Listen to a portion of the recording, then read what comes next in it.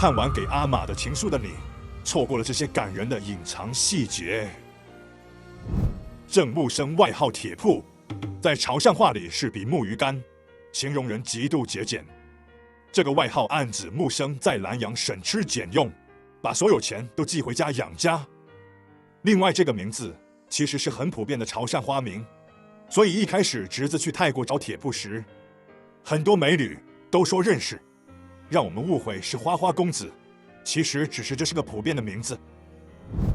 导演刻意安排木生从未喊过兰姿的名字，导演后来解释是刻意避开暧昧感，让两人的关系停留在最纯粹的友谊和知己情谊。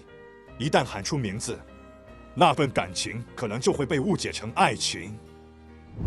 马桶在给学生偷偷讲课时，第二次泰国警察上楼，鲁迅明明在睡觉，他们上面的怎么知道的？应该是通过脚步声听出来的，类似你小时候偷看电视，大人回家，你马上假装写作业那样。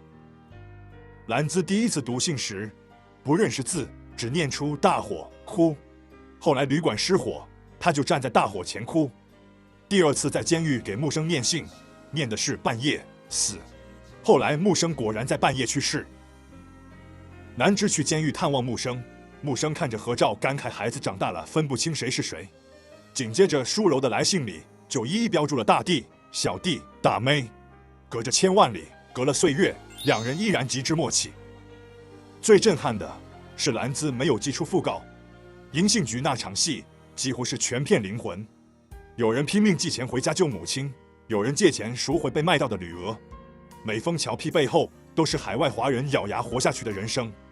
这一幕用的是平行镜头，银杏局里左边是现实中的南芝挣扎着该不该寄出讣告，右边却是他幻想中的木生，还像往常一样来寄信。一个是真实，一个是本该如此的人生。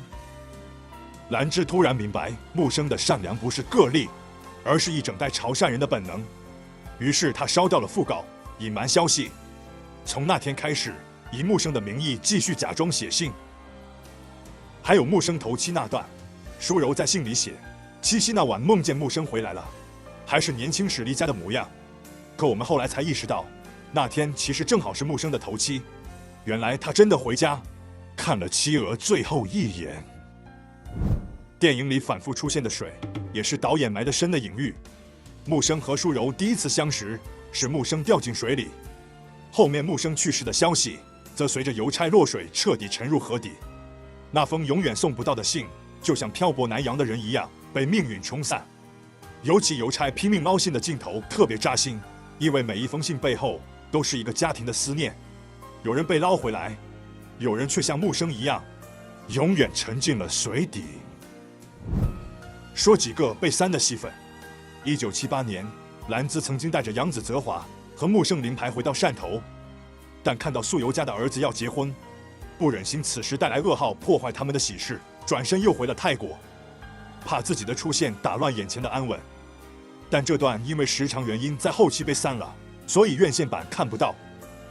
而贯穿全片的木棉花其实也对应着三个人，木生是木，素由像叶，兰姿则是姿，三个人组合在一起，正好成了一棵完整的木棉树。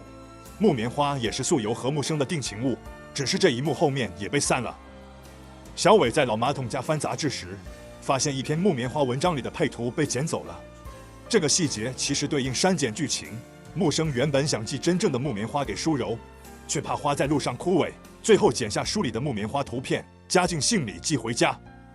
关于结局，导演原本设计过素由得知真相后崩溃痛哭，但删了，只留下他低头默默打橄榄菜的长镜头。因为导演觉得，真正的潮汕阿玛不会嚎啕大哭，痛到失语才是真正的潮汕阿玛。大家还发现了哪些隐藏细节？